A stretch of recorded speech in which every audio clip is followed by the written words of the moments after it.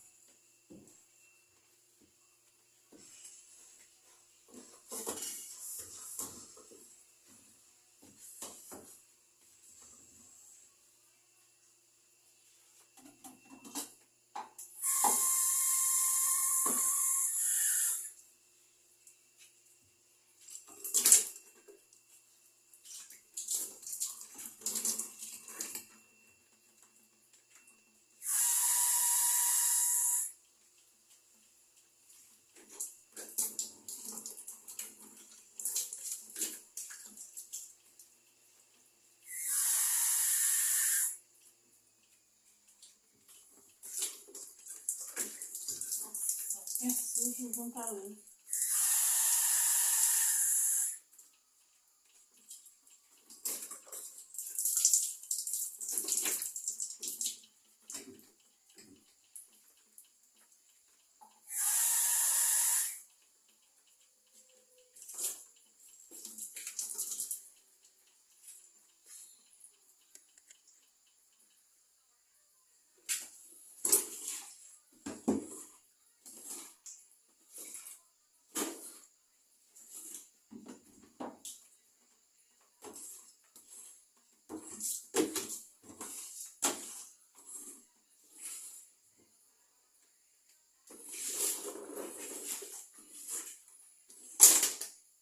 Deu certinho agora.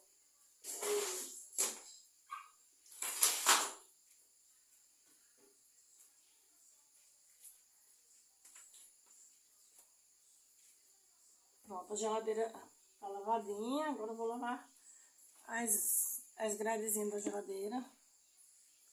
Aqui.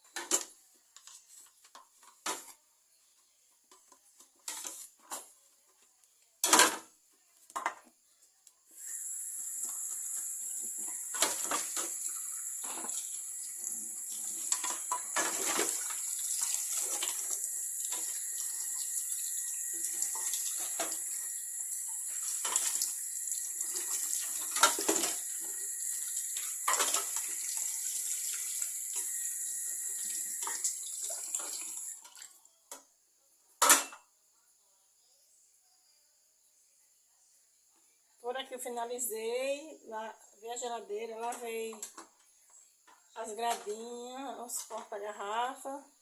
Agora eu vou enxugar tudinho e colocar as coisas dentro.